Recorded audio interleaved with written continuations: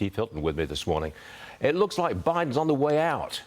What's next? Who's going to replace him? It's got to be Harris, right?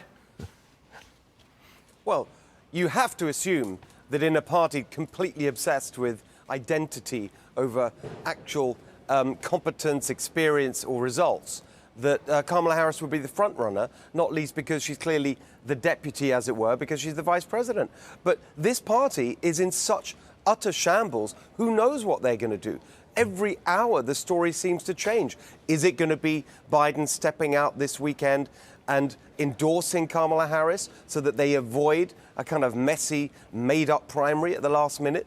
Then you get briefings from the Biden camp saying, oh, no, it's all a mistake. He's actually staying in. This is all put out there by his enemies. And then you say, you hear reports saying that, no, they're going to go ahead because they believe in democracy so much. They're going to have this open contest with all the stars and talent that they have. Meanwhile, what they're not addressing is that their agenda, their far left policy agenda, is the thing that's turning off the voters. The results have been disastrous, and there's nothing they can do to change that, whoever they put at the top of the ticket.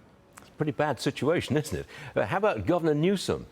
He wants to replace Biden, doesn't he? Or does he? So, Stuart, here's what Gavin Newsom wants.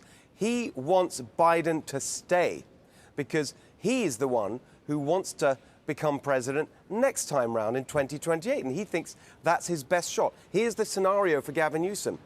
Make sure that Trump wins, Biden loses. That means his arch rival from California, Kamala Harris, she's out.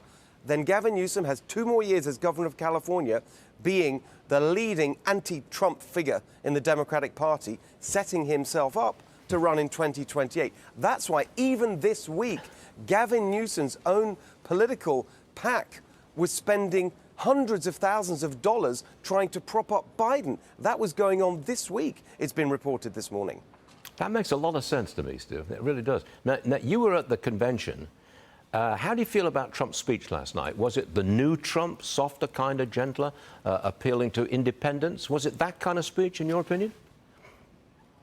Well, it certainly appealed to independence. But the thing I think that is important to understand about the speech, and in fact about the Trump that we're seeing on display this week in the convention, I would argue that in many ways this is the real Trump that's been there all along.